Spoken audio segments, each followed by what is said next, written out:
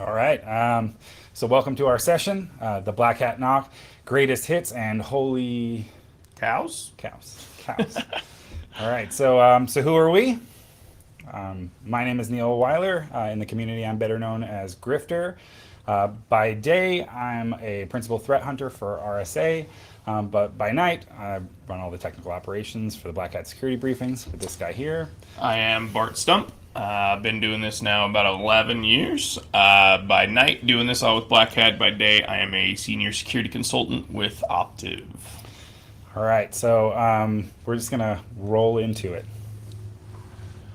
So I think a lot of this, you guys, anybody that's seen our other talks, you'll be familiar with a lot of this. We'll get through talking about who the partners are with us in the NOC, and then get into some fun story time. So with us now in the NOC and helping at all of these shows, Palo Alto provides firewalls and our core infrastructure, RSA for monitoring, all of our packet and log collection. Cisco provides us with OpenDNS as well as the sandboxing. Our man, I just forgot the name.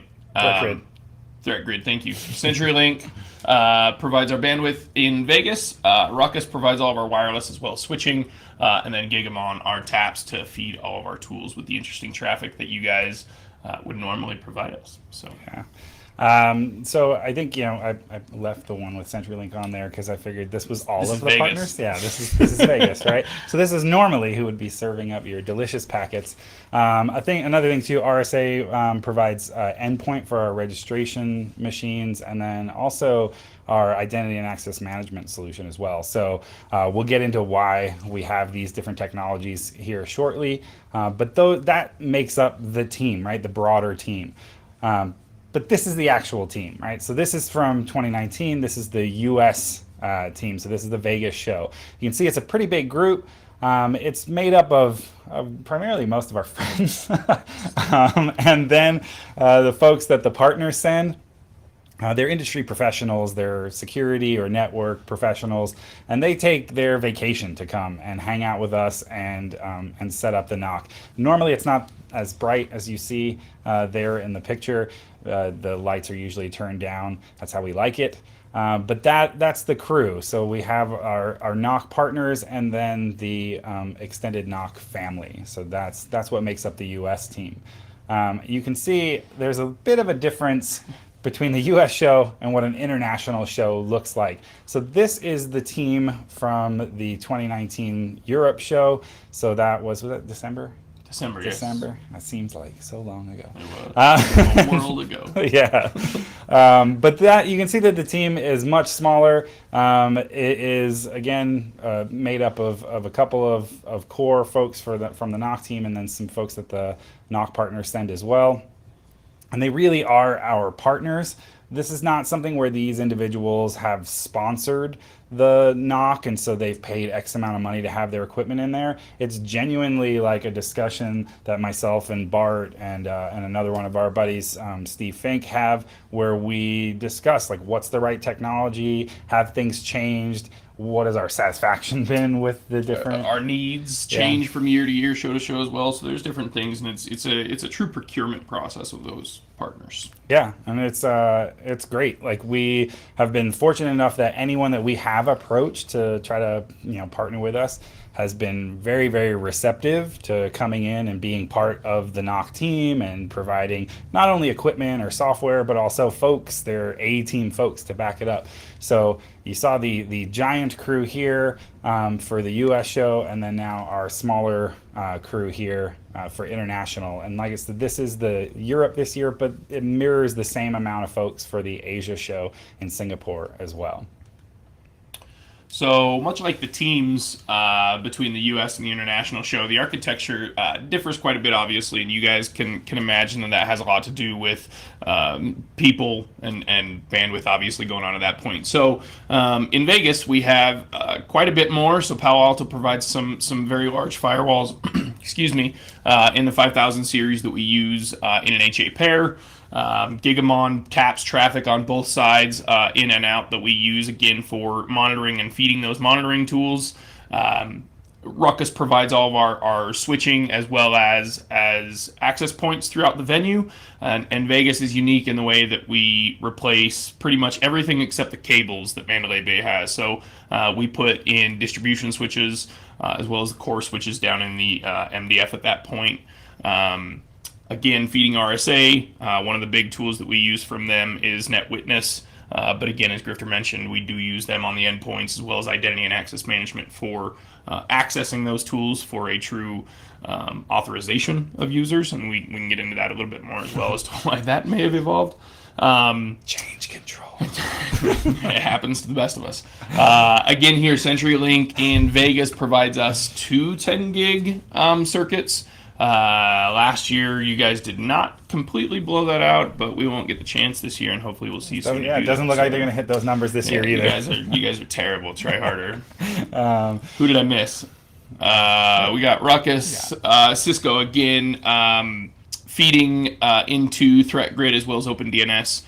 So we see all those DNS requests as well as detonating any type of malicious attachment package, anything. You guys are crazy. It's like anything that we see that could potentially, we think, host malware, we'll take that, drop it in there, see what it does, right? So this is the architecture. I saw that you still have this in there. He always gives me a hard time. As you could see with the U.S. show in Vegas, it's much more involved, much more architecturally look at that. diverse. Maybe So you'd say professional. it looks cuter. It looks better. It genuinely pretty flat in some of the international shows, and then between time and all that, I have not made an architecture for those, and he gives me a hard time. So you get to see this if you came to Singapore or London. It's beautiful. Genuinely, if you look at the U.S. architecture, again, it's just flatten it and lessen it out a little bit. And the difference there, though, in some cases why it doesn't look as good, we also don't necessarily replace all the distribution switches at each show that we go to. So there are some VLANings on their backbones, etc. So more just not as intriguing. So imagine it just shrunk a little bit. Yeah, you'll get an idea here in a second when we talk about the gear. So again, talking about specifically what we had in Vegas, here's exact devices, the amount of access points, switches, again, what we get from Cisco, Palo bringing 250-260s and a M200, which is your management box to run. Which honestly, we probably would have mirrored this year as well. I don't think there's probably a lot of changes that we would have I don't think there would have been many changes at all either. It was all about the same. We didn't have any real architecture ideas, nothing that failed on us, nothing crazy. We're always trying new tools and different monitoring stuff, but outside of that, this genuinely would have stayed probably right where it is. Yeah, I mean, you can see like that. There's quite a bit of stuff that gets sent. It used to be, all of our own gear that we brought, and when we brought in the partners and stuff, they were just, like I said before, super, super supportive. So we just get like pallets, like pallets of gear. In a lot of ways, though, too, it helps. So they send their A teams, and we've asked that they provide that professional aspect and people that pros on their equipment. It's usually a lot easier for them to do some of those things with the bigger equipment, with the other pallets worth of devices that we're trying to do. And again, we'll get into how these guys partner quite a bit in the evolution of things, but it helps them on their equipment as well. There are plenty of things that are found at Black Hat and features that have come to grow because of the things that we've done with these partners and stuff. So benefits all of us for sure. Yeah. So, what was this? Singapore? Do you remember off the top of your head? They're about the same. Again, it's not too big different between London and Singapore, but as you can see, again, pretty much just less of what we had. So, a few less APs, as you can see. We don't have switches that we're replacing the walls. The distribution switches, we go from the 5000 series down to 3000 series with Palo Alto. And then for the most part, it's just less storage for NetWitness. So, again, not as many packets, not as much to look through there. But for the most part, just a little bit less. A little less bandwidth as well. But I like there, too. I think maybe this was an Asia show because the access points went from 22 to 21 because during setup, we broke one. One of them got smashed. So, we had brought 22, but it didn't happen. Yeah, sometimes, you gotta do it live, right? So, Bart mentioned like the architecture and how we're feeding a bunch of different tools, and you saw the list of the gear there and everything that we're working with. We also have a significant amount of dashboards in the NOC. Now, it looks like a NOC would look, right? That darkened room, war game style, bunch of large displays with all kinds of shiny things on them. Nerds sleeping under the table. Yeah, that's how we roll. But that, like, the reality is the dashboards that we have up are actually useful to us. We populate them with things that we need to know about the network. You saw there in the center, that one's always very shiny. We put it up on a projector in the corner. It gets a lot of attention. That tool is called OIP, and OIP, what it's doing essentially is looking at the most active hosts on the network and how they're communicating with each other. Like TCP is in green. Here, I'll go back and start the video again. So. TCP is green, UDP is red, ICMP is white. And so if we see somebody do something like a scan, there'll be a large amount of white, like traffic just boom, boom, boom, flying out. Or the size of the blob is also representative of the size of the packet. So there's some interesting stuff to see that and kind of understand, again, if it's a scan as opposed to a download / upload, etc. You're going to see, you would see that. So it's very visually helpful. Yeah. So for us, like, we'll see like a really this giant like lightsaber bar come up on the on OIP, and we're like, whoa, like, what is that? Like, what's all that traffic? And because we can see what the hosts are or the IP addresses are that are associated with that, we then just pivot over to NetWitness. We throw those in and we say, what kind of traffic is being passed there? Is it something we care about? If we do see scanning or whatever, is this legitimate to like a classroom activity, or is it somebody trying to hit other individuals on the network? Again, I'm punching the microphone.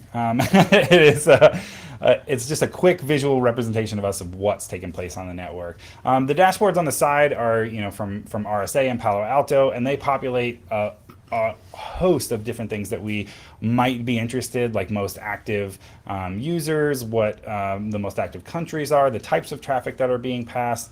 And again, that changes from show to show too. It's not, sure. They're not canned. Depending on what we're looking for, what we've seen, etc. Those will morph and change, obviously, from show to show and even day to day. Day to day, yeah. Like, we just walk into the NOC in the morning, we just flip a table. We're like, you give me something fresh. Somebody's got to do it. This is ridiculous. But it is nice to be able to have that on the fly changes, or we'll say like, you know what, we really didn't gain a lot of intel out of that yesterday. Let's see, can we replace that with something else? And so just like any normal SOC or NOC would be, we adapt to whatever it is that is necessary for our needs. So these are more dashboards. So the Cisco Threat Grid dashboard, what you can see up there, it looks like a bar across where a lot of them are black. Is actually virtual machines that kick off each time that we submit a piece of malware to it. So it goes into a sandbox, or as they term it, a glove box, so that you can actually, like the CDC does, where you get in there and work with a virus with your hands and not infect yourself.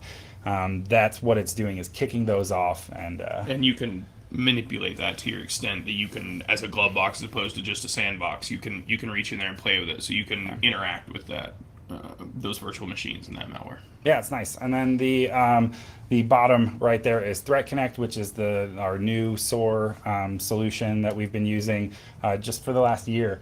And we're still already growing. Yeah, and then for us, like, because it's a new tool for us, we're still kind of like working out like what the benefits are that we get from this or that or whatever, and that will continue to change over time. How can it provide more data, etc. Yeah. There's the darkness. Yes, there's that darkness we were talking about. Makes for excellent photos.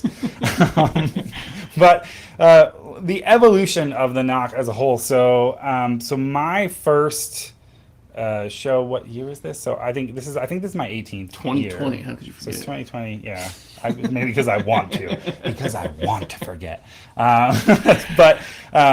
So my first show was the Windows show. We used to do a Windows show up in Seattle. Still to hear that. Yeah, weird. I know, it's crazy, but it is true.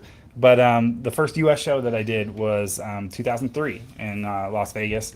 And that is the extent of what the NOC looked like in the upper left there. So that's Deadhead, and he is configuring some Cisco access points that you can see have the Orinoco cards that slot into the top. And then we would literally take those and then tape antennas like up onto different pillars around Caesar's Palace. It was crazy. And then the entirety of the infrastructure is on the table in the bottom left, where you see a Cisco 2600 with a couple of little Netgear silver switches on it. We were Defense in depth. so high tech. But I'll explain why we went from that to what you see on the right, which is the insanity that is the current NOC. The two individuals there, again, Deadhead in the top, and that's Com4 down on the bottom. They pretty much made up the team. It was me, 2 to 3 other folks, and we just did it. Now you have the team on the right, which is, I don't even know what we're up to now. Like, yeah, I mean, between our guys, 21-ish, and then 20, and then their teams, 30, 40 other vendor folks. So yeah, we're talking 75 people total that rotate through the NOC in a given U.S. show. Yeah, it is kind of gross. We miss it though already. I do miss it.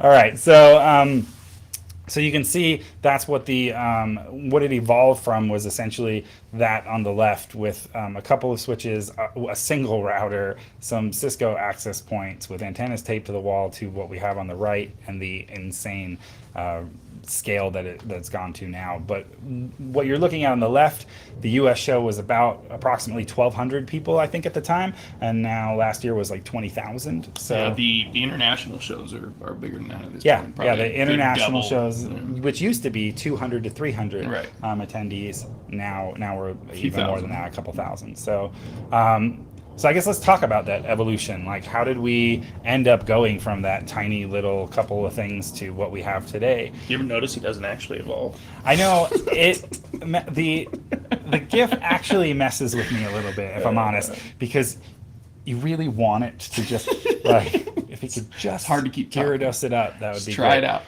But yeah, so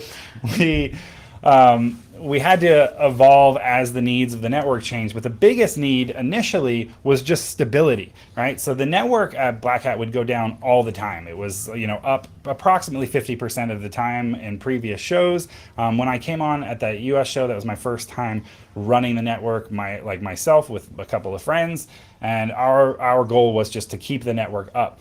At one point, and we did that. We were successful. We kept the network up for 100% of the time, 99% of the time, 98%. I don't know what 15 minutes it went down. It went down for 15 minutes. I'm going to do the math on that. And here's why.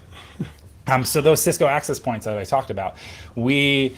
apparently when they were I was wandering around talking to the different trainers and stuff. I'm poking my heads in classrooms. I knew the network went down. We cycled them. Everything came up fine. We're like, oh, that was weird.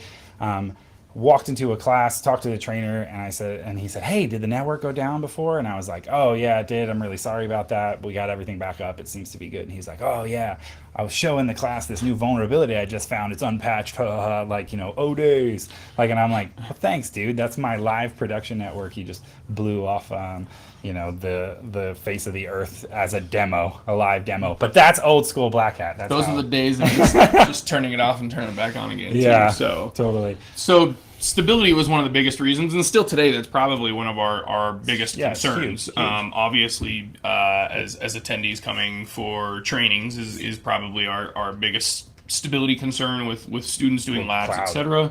Cloud labs, a lot of trainers have moved all of their labs and exploitations, etc., to cloud. So that was kind of a big shift for us, and we worked with a lot of those trainers when that shift really started. But again, stability is probably our biggest concern these days for those reasons. Shifting from there, security and segmentation, because of some of the stories that Grifter told, obviously were a big deal to kind of get into outside of the Cisco APs. And again, the evolution of where it's really come, even since I was around, is been tenfold. So security starting, obviously, so we don't have classes hacking other classes whether intentionally or unintentionally. Obviously, we don't want anybody to ruin anyone else's experience because they don't know what they're doing or because they do know what they're doing. It was intentional. It was very intentional in that case. But I can tell you there have been plenty that were unintentional as well. Just the shiny new toy, you don't necessarily know fully what you're doing. Things have happened. Yeah. Segmentation obviously plays into that. A lot of the network architecture tools that we've had, the way that we've locked down and even architected the shows from year to year has changed to try and grow with that. And obviously, with the equipment that we've had, that changing from initially not having all the distribution switches and having control from end to end, we kind of had to make some sacrifices, if you will, as far as the architecture and security at that point. That's grown, and obviously between Ruckus being able to provide the switching access points, the security from Palo Alto and everything else, those have really been hammered home, I feel like, and we're in a pretty good place today with what we're dealing with, stability, security, and segmentation wise. And I'll let Grifter dig into some of the other things that we've.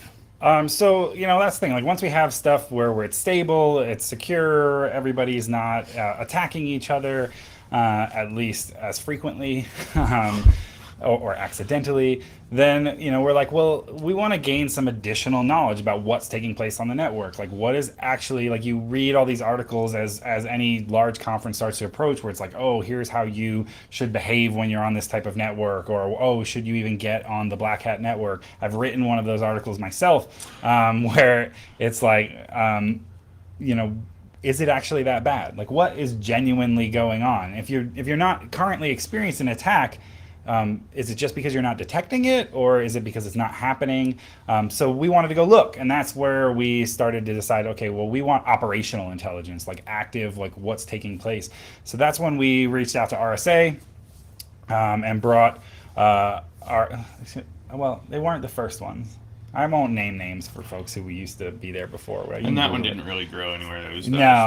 But we wanted to gain some additional, knowledge about the network. And so what RSA brought to the table for us was the ability to capture all the logs from all the different devices that we had, capture raw packets so that we could rebuild sessions and see what was actually taking place. And then, have a real idea about, is this actually one of the most dangerous networks in the world to be on? And so we could rebuild what attacks were taking place and start to carve out, is this bad, like actual bad, or is this just like normal bad, good bad, yeah, Black Hat bad, right? on a typical bad. On a regular day at Black Hat, the types of stuff that you would see on a normal day at Black Hat is the things that would turn some analysts, or CISOs hair white in any other organization. Week upside down. So we had to say, like, okay, well, let's find out what's actually bad and what isn't. And we find some interesting stuff doing that as well. Now, when we were doing that hunting, there were times where we would find, binaries or what looked like potential malware, and we didn't have at the time the ability to throw it in a sandbox and see what it did. So we were like, oh, we should add that. And we had a friend, a relationship from the past, in Jessica Baer from Cisco, who, in talking to her, we were like, hey, it would be cool if you guys could come. They were like, great, we'd love to come. And now we had Threat Grid in the NOC as well. And I'll let Bart explain where the IAM portion of this comes into our evolution. So we're not throwing anybody under the bus, as we said today. However, there was definitely an incident in the past where we, with another partner, had basically come back in the morning after some issues, and there was some security concerns by said partner and those people that were there, that there was some firmware changes made to the equipment overnight. With the best intentions. It was absolutely somebody that was trying to do right, but it pretty much bricked all of those access points, and it took us hours. I think it was a couple hours in the morning to get the network back up and running, basically. So that was not a fun morning, and that was one of the aha moments that we needed to be able to have control of that. Everybody was basically using the same admin account, so not that we would have necessarily stopped it, but we would have known about it and could have taken that responsibility. It's not on somebody else. If we go through that and make that decision, I can tell you we probably wouldn't have right before class started. It would be an end of the day type of thing. But that was definitely a big piece to us, to be able to keep that control, make sure that any changes that were being made anywhere were at least rubber stamped, if nothing else, by Grifter, Fink, and I. So it has definitely helped. I can say that there are times that it's not the most convenient thing, which I Yeah. mean is typical in security. any typical of security, typical of anything that you are dealing with in that environment in a normal I world. hate this. Yeah. But we've made it work, and we've done what we had to do so that we can control that, and at least again, if nothing else, just take the responsibility. If we do it, then we do it, and we'll take responsibility for that. But when you feel like you're cleaning up somebody else's mess, it was definitely a frustrating afternoon. It was the longest outage that we've ever had, and up to that point, I can't remember how many years it was, but it was. But I had been doing Nothing. it over a decade, and Bart had been doing it multiple years as well. So for us, it was a big hit to our egos, I guess. To just be like, oh, like we fell on our faces there. Let's immediately solve it with technology, and then we do it. Now it's fixed. But yeah, and then the endpoint decision was. That was much more recent, yeah. I would say, and that kind of goes hand in hand with decryption and scaring people with what we're talking about. So I would say, and we'll just kind of get that out of the way real quick. So endpoint and decryption are both on our registration machines. So basically what that was intended for was those are the only machines that we quote unquote control that are within our purview. Obviously, if you guys come onto the network, we're not looking to man in the middle anything. We've told you that will never happen under our watch, and that stands today. Endpoint, obviously, we're not pushing anything to your devices there. So endpoint and decryption are specifically that. Again, we've talked about it, registration really kind of being, that's our information as well as yours. That's kind of the keys to the kingdom that we'll make sure that we protect from you guys, for you guys, as well as, for us and obviously the organization. He said from you guys. From you guys. From and for. I mean, it's the same thing. There.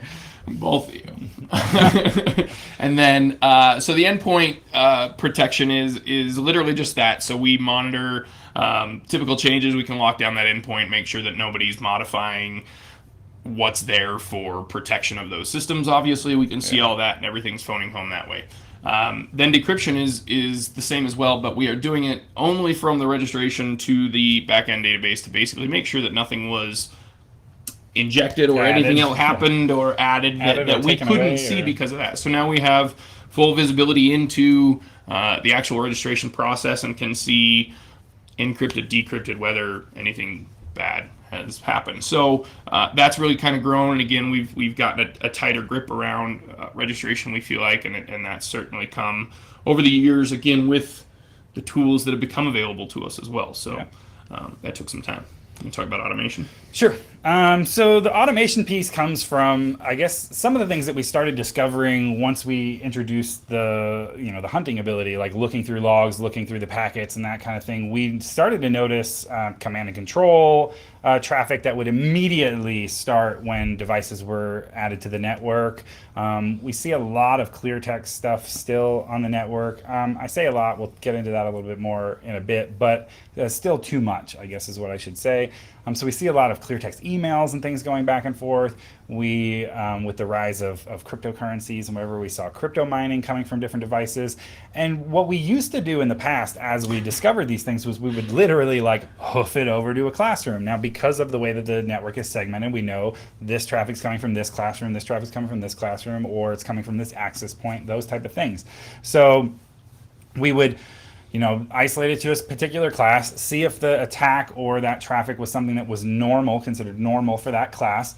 If it looked like it was out of the ordinary, then we would just say, all right, well, let's head down there and go see if we can talk to somebody. And then we would go into the class and say, hey, whoever has IP address, blah, blah, blah, blah, can we talk to you for a second? And they would be like, well, it's the NOC guys, and they would make that walk of shame to the back of the class so that we could talk to them and say, hey, we're seeing this from your device. A lot of the times we get a like, no, you're not, or that's not possible, or I'm doing this, or I'm doing that, and we have to prove it with data, but, PCAPR didn't happen. We got the PCAP, so we can show you exactly where it's happening. So the scale, again, as the show scaled and the number of those types of incidents increased, it wasn't possible for us to constantly be leaving the NOC and running around to classrooms trying to tell people like, oh, you're got this command and control traffic. Oh, it looks like you have this malware. Oh, it looks like, your VPN is configured incorrectly, that kind of thing. And so another piece of that really quick was that we obviously don't know where you're at in briefings, so we have more people at that point. So to be able to provide that same information to a briefings attendee that may have shown up and had command and control conquer. Command and conquer. I like it. Just Command and remastered control it. on your Been playing it machine. a lot. We wouldn't be able to track you down and basically give you that information. So it was more of a safety for you guys, but that kind of evolved the scale and being able to walk to every classroom, but B as well telling you during briefings. So here's how we did that, right? We said, okay, if we can't run to every class, like let's at least, find a way to deliver a message to these individuals so that they can see something. And in the briefings, like you said, you could track them down to an access point, but then you run out in the hallway, crowded hallway, hey! Like it doesn't work.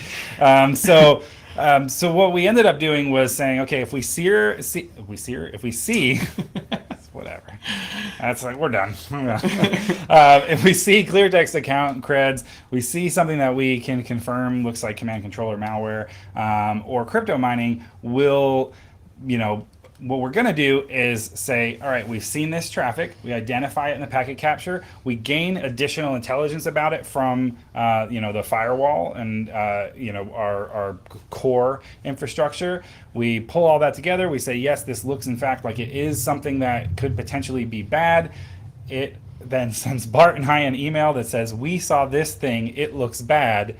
Do you agree that we should go ahead and send them a captive portal? And this was basically, again, us taking that responsibility so that we're not getting false positives throwing out there to everybody, or for whatever reason that we're seeing. It was a piece to be able to stop it without just being automated. So we're taking control of that. Giving control to the machines, just like complete control. So we still go through, and just a quick review of that. We get an email and basically can hit accept, and this has all been automated, obviously, through that back end with Threat Connect, RSA, Palo Alto, and Threat Grid. In some cases, are all talking to each other throughout this process, right. So that you can see that. So captive portal, I think, is also kind of a scary word for some people. Yeah. Quick explanation on that is basically you would have to hit a unencrypted website so that we can even insert at that point. We're not man-in-the-middling anything. And there's nothing for you to enter other than hit continue, basically, to acknowledge it. As you can see, it's basically us just letting you know what we saw, and hey, come talk to us if you want more context. Want some information. Yeah. And we can give you context. We're happy to do that, and we'll help you walk through what we saw and what it may or may not be. So yeah, I mean, if you're genuinely crypto mining off of your machine at Black Hat, whatever, no reason to come talk to us. Yeah, you do you hit continue and go ahead. Yay! Story time. It's story time. Crank out a few here real quick. Yeah, this is the greatest hits portion, right? So this one's fun. You want to take this one? Yeah, so this was always an interesting thing. This is new. This is even like freshies. This was new. Last As year. You can see, 2019. This was last year. We talked about it a little bit, so you get to rehear, or brand new if you weren't in Vegas. So security or something like it. So a big push for security for some other reasons that may or may not have happened in Vegas. Black Hat last year hired an outside security firm for physical security and some other aspects of the show. Well, we saw some things. Interestingly enough, this was their pamphlet or handout that you want to say that they gave to all of their crew. The problem is that it was emailed on the Black Hat network to that crew in the clear. So as you can see, all of the explanations of the shirts that our team as well as the CAs wear, the badges, telling you how to back.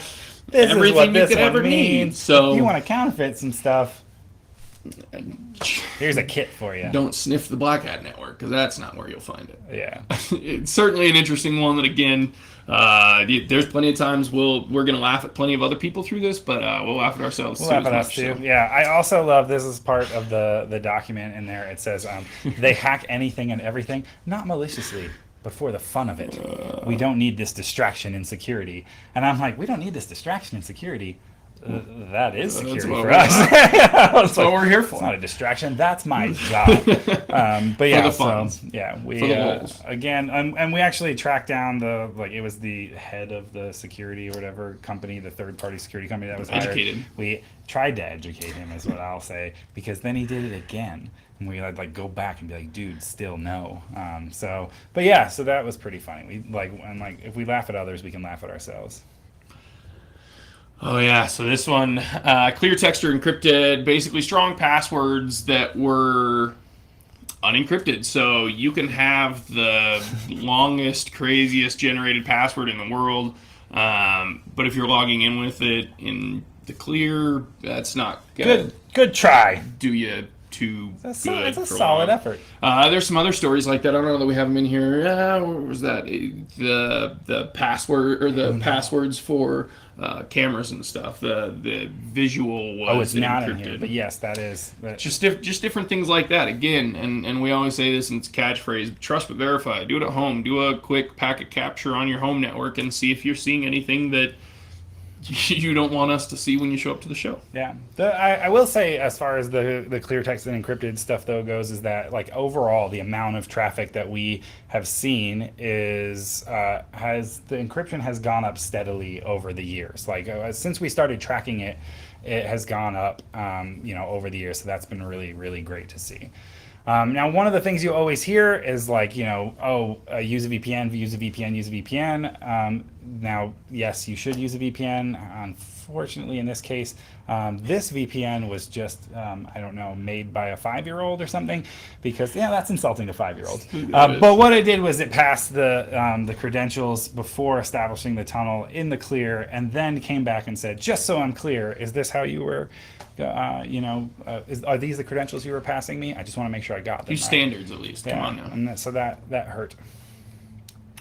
Oh man. Yeah, so I'll since I talked about the VPNs, I'll take this one really quick too. So this one was one where we saw some documents coming across the network in the clear of a very sensitive nature, a significant amount of financial documents, and we're like, hey, what is the deal here? So this is one where I did go down to the class because I was like, this is enough stuff, and it was bad enough. Very personal. Yeah, that I went down and talked to the guy, and he was like, and I said, hey, I'm seeing this and this, and of course it was, no, you're not. I'm using a VPN, and I said, look, I assure you that I am, and he said, no, I'm using. Look, the icon, look, you can see it's green.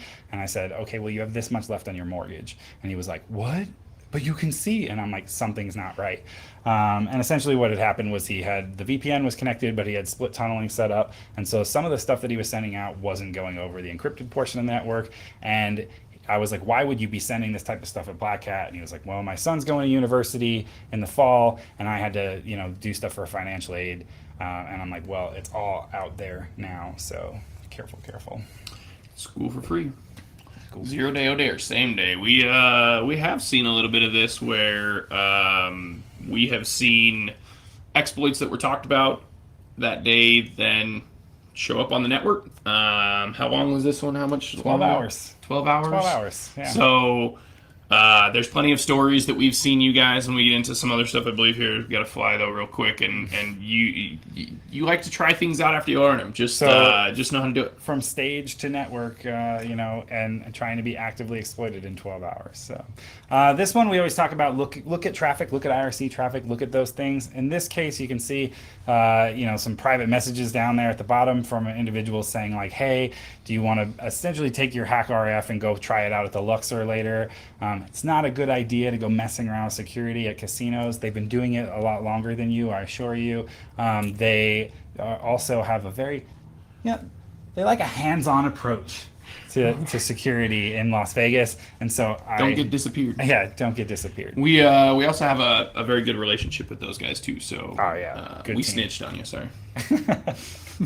They do the same. So again, to this whole extent, this one specifically, new attacks at Black Hat and then pointing that public internet is too damn high. So again, if you learn stuff, it's one thing that we see it on the network. Again, if we're seeing it 12 hours later as no day, it's one thing. Specifically, what we were talking about there, people were attacking a police precinct. I think it was their hometown or something we looked into. This one was Europe, but there is another one. This is just an example of one. But this one was Europe, where we had to go down, and you can see, like, when we pull all of our stuff together, we know what classroom you're in. There's a little cookie monster getting pointed to on the bottom. We knew the attack was coming from that classroom. We had to go in and say, hey guys, like, crime is still illegal even at Black Hat, so don't target the public internet. We can't save you. But yeah, we did see something last year, or maybe the year prior, I can't remember, it's all blending together at this point, but where an individual learned how to use a new tool in a classroom, and then for whatever reason decided to target the police department for their hometown.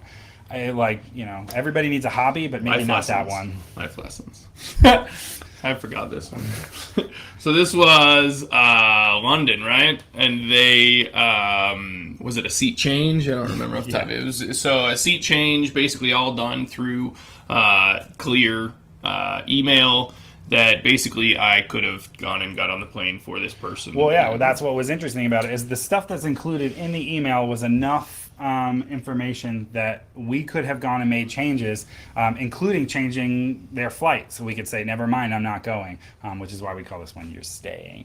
And speaking of tickets, Yes. we see other stuff come across the network too, like people are going sightseeing while they're in there. So in this case, we saw the QR codes or barcodes come across for somebody's planned trip a couple of days later to go to the London Eye. Now we could have Snuck in grabbed ahead of those, grabbed that, taken that, and yeah, we've been so That would've been romantic. cute. Yeah, where were you on that one? We should have. Why didn't we? Whatever. This is legitimately that in the middle there is the list of folders that this guy had in his inbox. So, and you can see a small snippet over there on the right hand side of the types of things that these folders were named. So when you're doing your email in the clear and we see this type of stuff, not only do we have the current emails that you're sending or whatever, but we also have, the list of the way that you sort those. And there was a lot of personally identifiable stuff or different names, relationships or companies that this individual worked with. If you were planning to attack this person or their company, You know where to go. pretext that you could build You with a know where to social go. engineering campaign would be just ridiculous.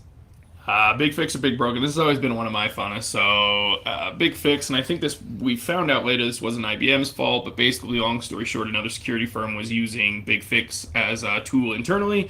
The problem being that when their machines phoned home over the internet to their Big Fix device, it was all in the clear. So basically, any kind of information that you needed on that machine was full.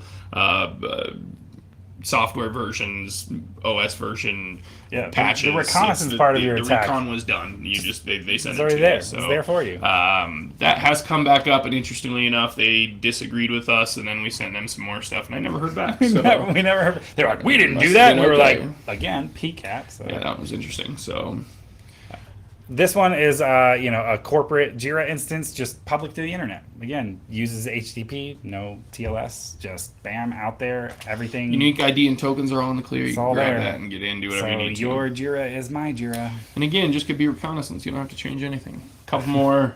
This is the Singapore. So basically, long story short, again, we had malware that we thought hit registration. It got there, but basically was not for Wasn't successful. what it was intended. They were trying to run PowerShell and invoke a few other things. Which we didn't let them.